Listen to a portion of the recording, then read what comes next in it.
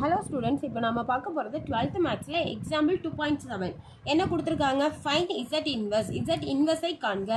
z க்கு ஒரு value கொடுத்திருக்காங்க இத வச்சு z inverse கண்டுபிடிங்க அப்படினு சொல்லிட்டாங்க z inverse அப்படினாலே என்ன சம்க்கு போலாமா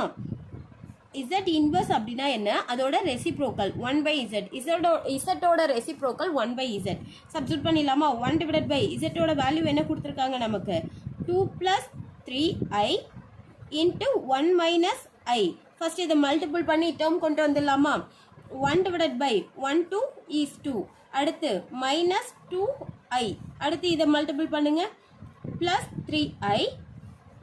minus 1 3 is 3 I into I squared இது ஓகேவா அதுக்கு அடுத்து equal to 1 divided by 2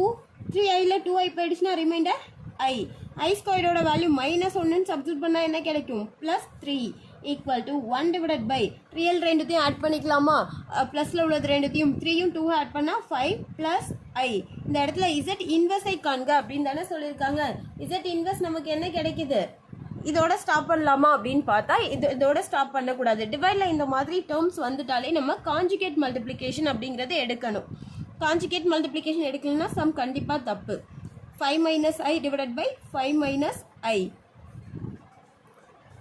equal to 1 all அதை மல்டிபிள் பண்ணா என்ன கிடைக்கும் 5 minus I divided by 5 5 are 25 minus I into I squared plus into minus minus I into I squared அடுத்து பாருங்க இதோட கண்டினியூஸ் நான் இங்கே சால்வ் பண்றேன் equal to 5 minus I divided by 25